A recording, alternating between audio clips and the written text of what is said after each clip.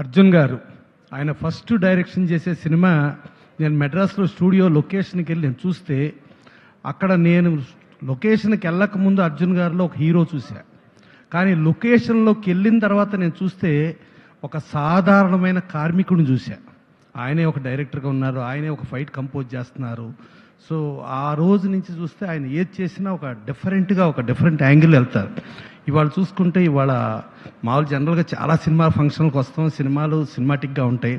కానీ ఇవాళ real heroes అని చెప్పి నేచర్ లవర్స్ని, అలాగే ఒక డాక్టర్ గారిని, అలాగే మనం ఇక్కడ హైదరాబాద్లో ఉండి మనకు తెలియదు, బట్ అర్జున్ గారు వాళ్ళ ట్యాంక్ బండ్ శివ ఆయన చెప్పారు.